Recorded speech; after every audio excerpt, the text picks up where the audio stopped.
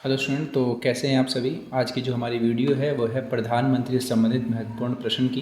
पिछली वीडियो में हमने संसद से जुड़े हुए क्वेश्चन किए थे। आज की जो वीडियो है उसमें हम जानेंगे कि जो प्रधानमंत्री है उससे जो भी जुड़े हुए सवाल आ सकते हैं आपके एग्ज़ाम में वो देखेंगे। ठीक है, तो चलिए स्टार्ट करते हैं। तो प्रधानमंत्री का उल्लेख किस अनुच्छेद में किया गया है? तो इसका जो आंसर है वो अनुच्छेद 74 है।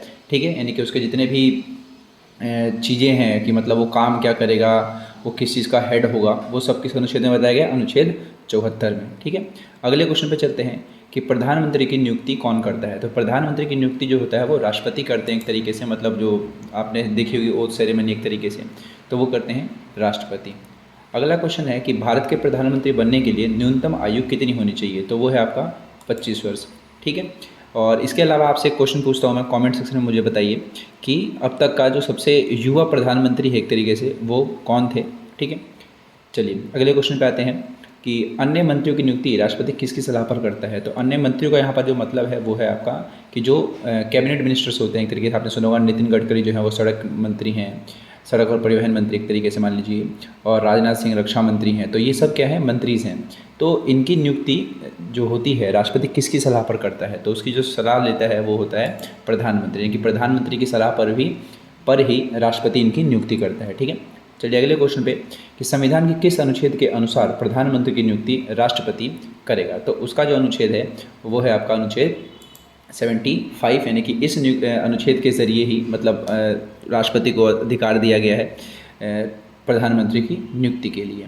ठीक है, चलिए अगला क्वेश्चन है कि मंत्री परिषद में कितने प्रकार के मंत्री होते हैं? तो इसका आंसर है आपका 3 प्रकार के, और वो 3 होते हैं कैबिनेट मिनिस्टर्स और राज्य मंत्री, और एक होते हैं आपके उपमंत्री। ठीक है, चलिए अगले क्वेश्चन पे आते हैं। तो अगला क्वेश्चन आपका कि नीति आयोग का अध्यक्ष कौन होता है? तो जो नीति आयोग है उसका जो अध्यक्ष होता है वो प्रधानमंत्री होगा। आपने सुना भी होगा जो नीति आयोग है, नीति आयोग उसका नाम चेंज हो गया, पहले उसका नाम योजना आयोग था। ठीक है, अब उसका नीति आयोग नाम कर दिया गया, और नीति आयोग का जो हेड होता है वो भारत का प्रधानमंत्री ही होता है। ठीक है, अगला क्वेश्चन आपका कि प्रधानमंत्री किस का मुख्य सलाहकार होता है? तो मुख्य एडवाइज़र किसका एक तरीके से? तो वो होता है आपका राष्ट्रपति का, यानी कि जो राष्ट्रपति होते ज़्यादातर जो फैसले लेते हैं वो प्रधानमंत्री की सलाह पर ही लेते हैं। ठीक है, अगला क्वेश्चन है आपका कि भारतीय संविधान सभा के अनुसार कौन केंद्र सरकार के मंत्री परिषद का प्रमुख होता है? तो जो भी मंत्री परिषद होती है उसका जो हेड होता है वो प्रधानमंत्री ही होता है, क्योंकि प्रधानमंत्री के ही पास वो ताकत होती है जिसके ज़रिए वो अलग अलग जो सांसद होते हैं उनको विभाग का आवंटन करता है, अपने हिसाब से ही वो उनको हटा भी सकता है और दूसरे को उसमें उसकी जगह पे ला सकता है। ठीक है, जैसे कि आपको पता होगा किरण रिजिजू जो थे पहले, वो पहले क्या थे? हमारे लीगल एडवाइज़र थे, मतलब एक तरीके से बाद में उनको हटा दिया गया।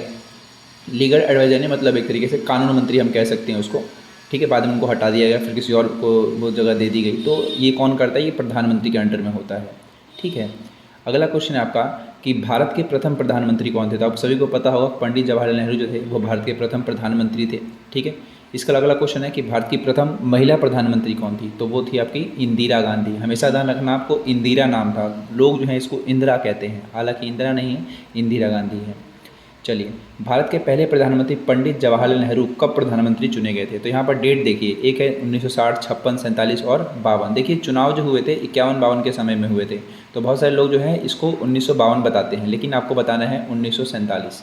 ठीक है, तो पहले प्रधानमंत्री कब चुने गए थे? 1947 15 अगस्त को चुने गए थे। उसके बाद इलेक्शन हुए, फिर दोबारा उनको ही चुना गया एक तरीके से।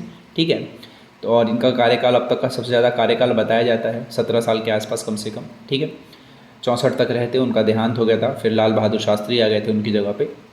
खैर, अगला क्वेश्चन है कि भारत की पहली महिला प्रधानमंत्री इंदिरा गांधी कब प्रधानमंत्री चुनी गई? तो जब इंदिरा गांधी जो चुनी गई थी वो चुनी गई थी आपका 24 जनवरी 1966 के समय में, क्योंकि उस समय जो लाल बहादुर शास्त्री थे उनकी मृत्यु हो गई। मतलब देखिए पहले कौन आए थे? पंडित जवाहरलाल नेहरू आए थे। ठीक है, और उसके बाद मतलब गुलजारी लाल नंदा आए थे, वो इंटरिम थे एक तरीके से, मतलब फिक्स वाले नहीं होते हैं जो जब तक चुनाव ना हो जाता। फिर लाल बहादुर शास्त्री आए, फिर लाल बहादुर शास्त्री की मृत्यु हो जाती है, उसके बाद इंदिरा गांधी को चुन लिया जाता है। ठीक है, तो पहली महिला प्रधानमंत्री कब चुनी गई? 24 जनवरी 1966 को प्रधानमंत्री के रूप में चुनी गई थी, जिनका कार्यकाल 77 तक रहा था।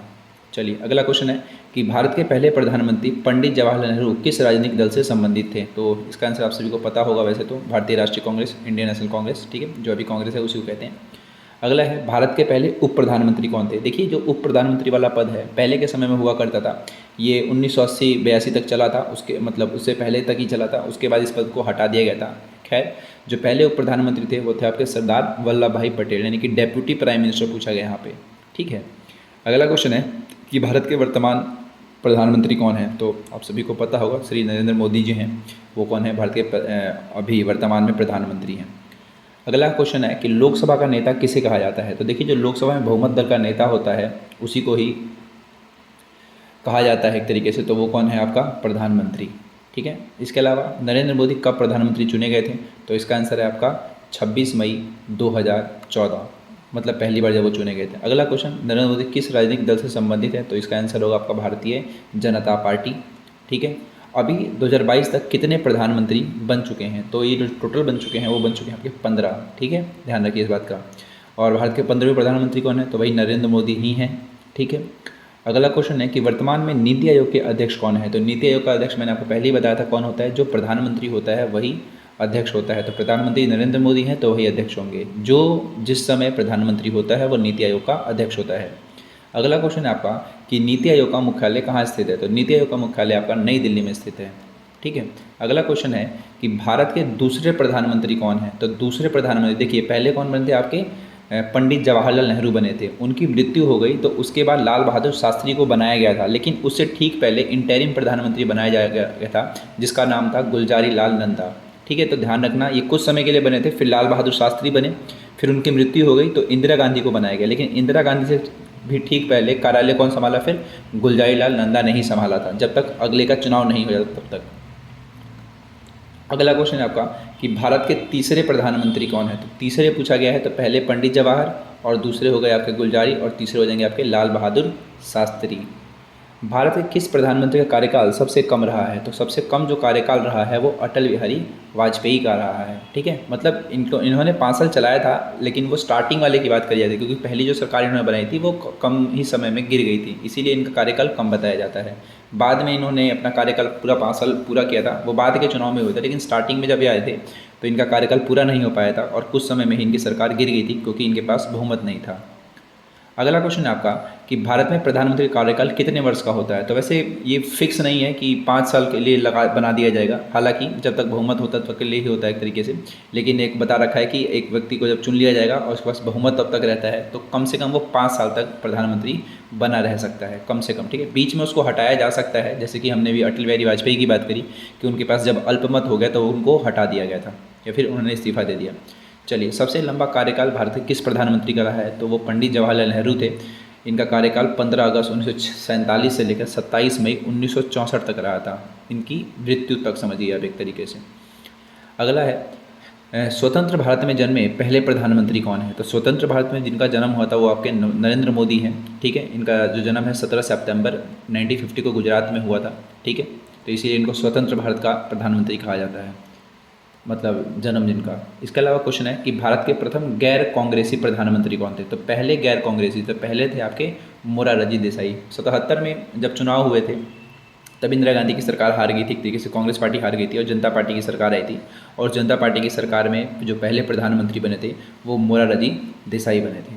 ठीक है, इसीलिए इनको गैर कांग्रेसी कहा जाता है। हालांकि ये पहले कांग्रेस के ही थे, इन्होंने उससे हट गए उस पार्टी से, बाद में दूसरी पार्टी ज्वाइन कर ली, इंदिरा के आलोचक में आ गए, अगेंस्ट में आ गए, बाद में सरकार बनाई और फिर ये एक तरीके से प्रधानमंत्री बन गए, जो कि गैर कांग्रेसी थे, प्रथम गैर कांग्रेसी। अगला क्वेश्चन कि प्रधानमंत्री के पद से त्यागपत्र करने वाले प्रथम व्यक्ति कौन थे। तो वो भी आपके मोरारजी देसाई ही थे, इन्होंने त्यागपत्र दिया था। उसके बाद अगले प्रधानमंत्री बने थे आपके चौधरी चरण सिंह। ये भी 77 के बाद की ही कहानी है। 77 के बाद कुछ समय बाद ही चौधरी चरण सिंह बने थे, क्योंकि उस समय मोरारजी देसाई ने त्यागपत्र दे दिया था। भारत के प्रधानमंत्री क्या होते हैं। तो ये होते हैं मनोनीत, चयनित, नियुक्त या निर्वाचित। तो ये होते हैं नियुक्त। ठीक है, क्योंकि इनको मनोनीत किया जाता नहीं है, चुनते हम हैं नहीं, निर्वाचित होते नहीं हैं, क्योंकि सांसद को निर्वाचित करते हो ना आप, तो नियुक्त होते हैं। किसके जरिए नियुक्त होते हैं, राष्ट्रपति के जरिए नियुक्त होते हैं। अगला क्वेश्चन, संघीय मंत्री परिषद का अध्यक्ष कौन होता है। तो संघीय मतलब फेडरल की बात करेंगे, तो इसका जो अध्यक्ष होता है वो कौन होता है, प्रधानमंत्री ही होता है।